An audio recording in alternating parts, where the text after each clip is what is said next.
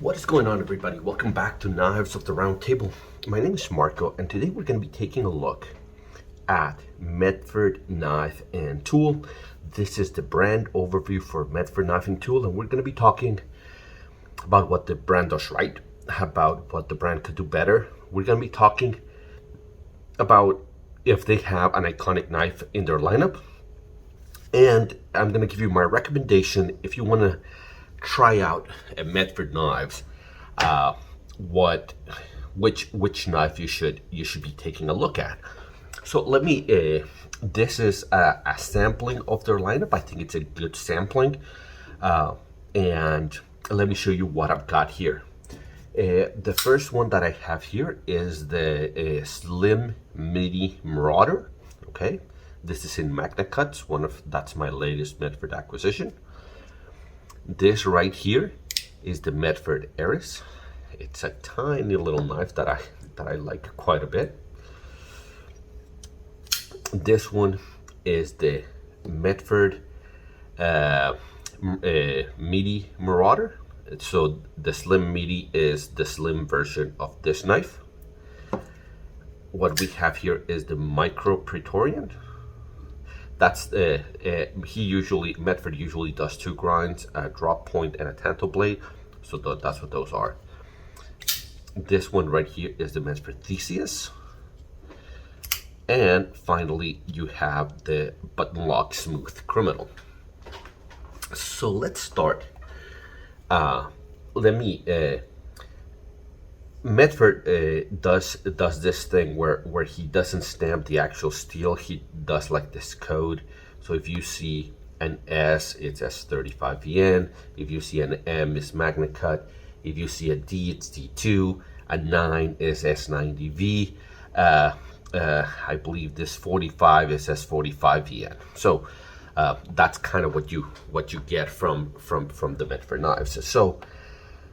So who are Medford knives? So Greg Medford builds these knives in Arizona somewhere, and they're mostly chunkier, thicker, heavier duty knives. Most of them, if not all of them, I believe all of them are on phosphor bronze washers. Usually they don't have log bar inserts. It's just carbonized faced on the titanium. Usually, or actually for the most part, you can't take them apart. You can't disassemble them because they have proprietary hardware on the pivots. And usually I consider them very well made. So let me jump in and start talking about what I think that the brand does right. And I think that their design aesthetic, the way they look, is something that they do very well. I like the look of Medford knives quite a bit. I think it's fairly unique. I think you can recognize a Medford knife, even though as you can see the style here, from this to this to this to this, the style is very different, but it feels like there's a flavor there, especially in the grind. This grind that you see here, where the line striations kind of go perpendicular to the blade. You can see it here. You can see it in the smooth criminal. You can't see it in the PVD, but you can see it in the Eris as well. So there's something very Medford about Medford knives, and I think that the designs are very appealing. I think they got really nice lines. I think they look very cool. I think they look aggressive. You know, what Nick Shabazz would call murderosity, right? I think most of these knives look very murderous, I guess. So I think that's something that they do right. I think that their designs are pretty unique and very appealing, at least in my eyes. I think they look very cool. I think that their build quality is good. There's some things that I think they're lacking, especially lock bar insert. I think that's something that I hoped, a knife in the price range that these are going at, that you would have. It just adds to the longevity of the knife. But I think that their build quality is very good. In all of my knives, I've found, you know, that the action is it's very much like Crystal Reeve, right? Glassy, for the most part. You can whip them out. You saw it. You saw me do it here. But for the most part, they're slow rolls type knives. Okay. And in the quality in all of the knives that I had has been excellent. The transitions from flats to grinds. The only one that it's been a little iffy is on my Slim Midi. There's some rounding right here that they kind of polished the transition between the flat and the hollow. But for the most part, I've had really good, you know, the grinds, the swedge, for example, on this Eris, right? It's just really nicely done. The crossing pattern here in the titanium.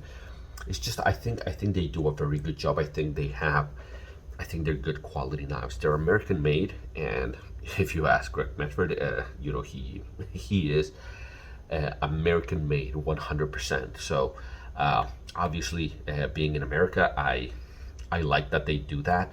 I'm not an exclusive USA made knife collector, but I do appreciate when things are made in America, and these certainly are. All of it, the steel, the titanium, the everything, the machines that he buys, he tries to have it. There's a very conscious effort to make everything made in America, and I think that's something that he, you know, that he strives for, and it makes his knives very good. It also makes them very expensive, and we'll talk about that here in a little bit. Something that I think they do right is, you know, there's a good decent variety of options. If you go onto their website, you can, you know, choose like this model, this model, this model. I don't know if they're doing this model anymore and this one, but you can choose if you want a satin finish, a stone wash finish, if you want it PVD coated or not, if you want it in drop point or tanto, if you want it in this type of finish or this type of finish. Well, not the squares. The square's a monkey edge frag pattern, but you can have a galaxy or just black or just blue or just bronze or any combination. You can choose your hardware, so you can basically build your knife to whatever you want. And there's a decent amount of options. So, you know, you have from knives that are very small. I don't think they're making the Eris anymore. I think they're doing the Hunden or their Hund. It's a small knife also with a little bit of a different blade shape. But they have from this size, which is kind of a 3-fingered knife, a very small knife, to their largest knives, and these are by far not his largest knives. This is probably a collection of the 6 smallest knives that he makes. You know, from here you go to the Praetorian Genesis, and you get the 187, the Medford Praetorian, the Fat Daddy, and a whole bunch of very large knives. The only one that I've had is a Praetorian Genesis that I sold. This is kind of my limit on size for Medford. If you know my channel, you know that I enjoy heavier knives. You know that I enjoy when, you know, that feeling of solidity. But man, some of those larger Medfords are a little bit too heavy, even for somebody that likes heavier knives like me. I wanted to show you the backs of them. He uses kind of everything under the sun, from a bent pocket clip to this very unique medallion style, to the Praetorian type clip, to the milled pocket clip. There's a lot of possibilities in Medford, and I think that's something that they do right. Now let's talk about what they could do better, and unfortunately there's a bunch, at least in my opinion, and you know, it's hard for me to say about the things that they have to do better when I have 6 of their knives, but hear me out. So I think that you should be able to disassemble your knife. Okay, You know, maintaining a tool is a basic part of owning a tool. That's my opinion. I don't think I'm alone in that. Being able to disassemble my knife, clean my knife, lubricate, all of that stuff. You should be able to do that. And Greg Medford, has refused repeatedly to be able to disassemble your knives. I don't understand it with basically every other manufacturer in the world. Okay, call it Americans, Chinese, Russians. Everybody agrees that you can disassemble your knife. And in actuality, for example, one of the things Chris Reeve is known for is the fact that he includes all the tools, the grease, everything for you to disassemble your tool. And a proof of his manufacturing ability, of the precision, is that anybody can put it back together without screwing it up. And man, Greg Medford even changes the proprietary hardware every once in a while. So you can see these ones have the 4-dot one, this one, and this one have like this kind of hollow semi-star shaped one. It's not really a Torx, it's not really anything. This ones have more holes in the pivot, but everything's proprietary. And the fact that you can't take it apart, yes, you can send it in with him and he'll take it apart and he'll maintain it. Nobody wants to do that. That's the truth. Nobody wants to do that. Nobody wants to take their tool, put it in the mail, send it in the mail, chance for it to get lost, be without it for whatever 2 weeks, and then have it shipped back. It can get lost again. These are expensive knives. Nobody wants to mail in for maintenance. Okay, nobody wants to do that. So the fact that you can't maintain it, it's a real detriment to the brand, in my opinion. That's something that I think it's a big downside. They're expensive knives. And I think they represent very poor value. That's just my opinion, because the price of a micro Praetorian is pushing $500. It's about $500, and for about the same price, for less than that, you can get a Sebenza 31, or you can get a Hinderer XM18. And what you get in those knives is, for example, in Hinderer, right, you get the tri-weight pivot system. You can choose your whether you want phosphor bronze or Teflon or bearings. You get an M390 blade that's bigger than this. This is S35VN. You get the same titanium. You get a lock bar stabilizer, an over travel stop, a lock bar insert. You get a whole bunch of things, and the ability to take it apart, disassemble it, and then actually customize all of your hardware. And they're made in America. Okay, it's one of the best knife makers in the world, and their designs are amazing. So I don't think that these knives represent great value. Now, trust me, I know what I'm saying when I've got 6 of these and I've told you that I sold another one. I know I can decide that this is not a great value and still own it, and know that it's not a great value. It's a decision you have to make. But as a gear reviewer, I have to say that they're not great value. The only one that is probably a decent value is the Smooth Criminal. Now this one is made in aluminum. Okay, this is much lighter. This is a button lock.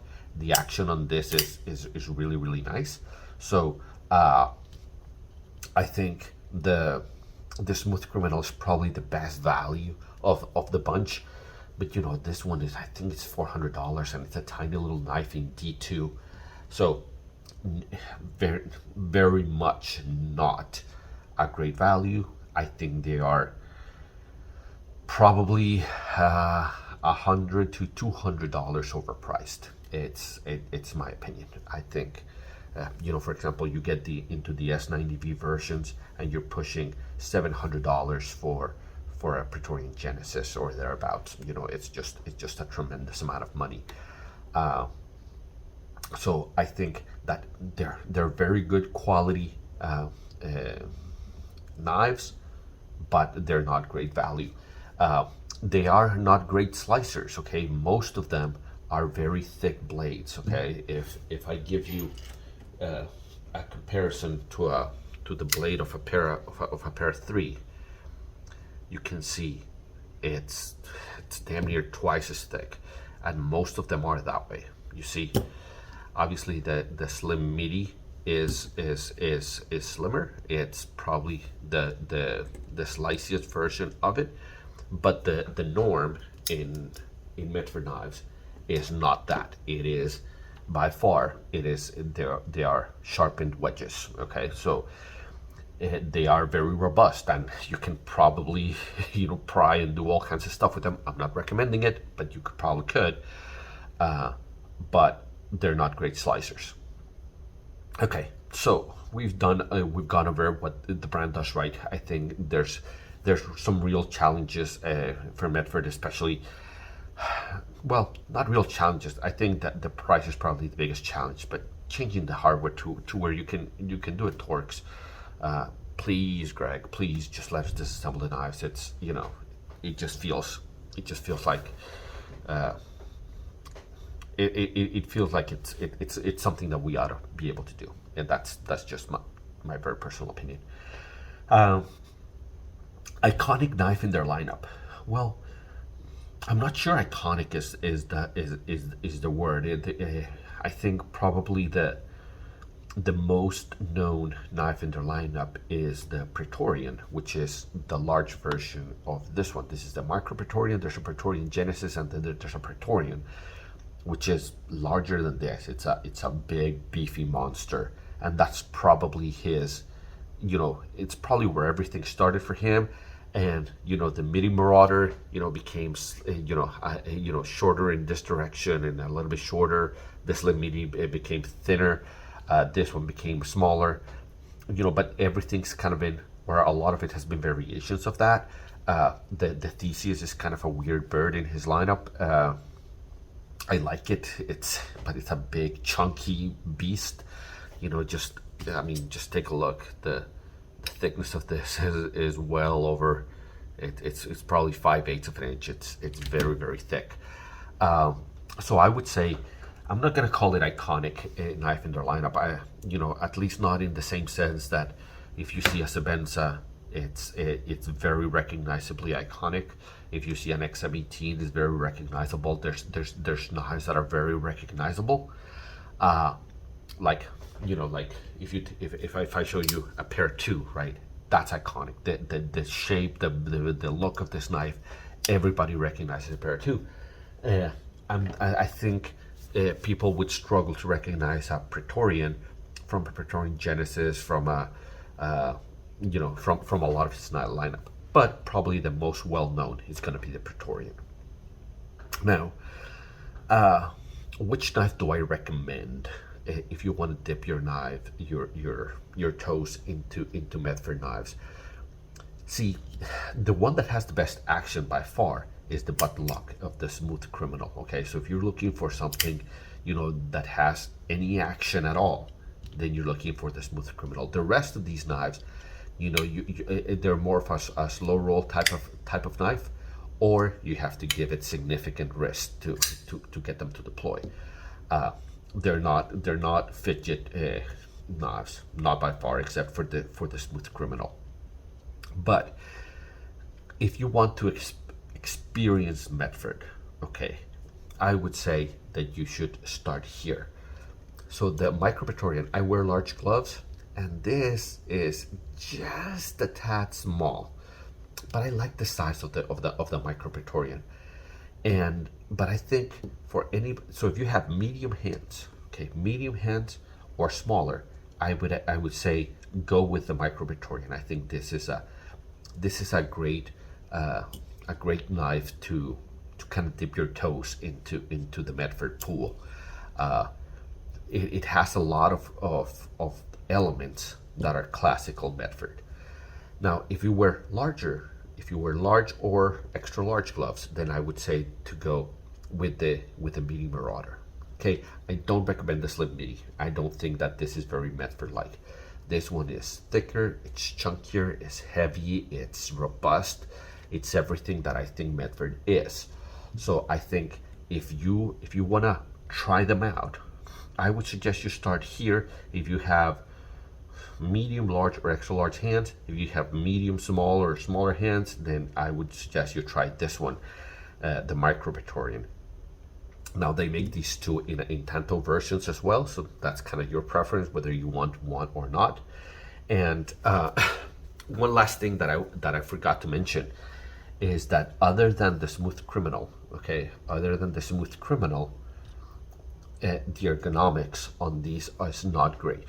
Okay, they do have rounded corners. Okay, the corners are chamfered, but the 90-degree transition from this face to this face in most of the knives, you see you have this to that, the same thing happens here, the same thing happens here. All of those make it for you're holding like a 2x4 in your hand. Okay, you're holding a rectangle. There's no real ergonomics. Even with these contours here, you still feel like you're holding a 2x4. The ergonomics are not great. On this one, actually very good. With this, and the transition from this to this to this lower level to this lower level, it's not it's not completely rounded, but it acts like a rounding, right? This here, that it acts, and this one actually feels really good in the hand. The Smooth Criminal really feels good in the hand. So to finalize, Medford is kind of a unique brand, okay, and you have to like it a lot to get into it, because I don't think they're great slicers. I don't think they have great action, and I think they're very overpriced. But as you can see, I am a person that likes them a lot, because I like the big beefy knives, the heft of them. I do wish that they had a little bit better action. I do wish that they were a little bit cheaper. So I would recommend start with one of these two. See if you like it. Maybe get it aftermarket, and or secondary market, and try it out. And if you do, you're gonna have a lot of fun. I mean, there's a lot of models in the Medford lineup that you can try.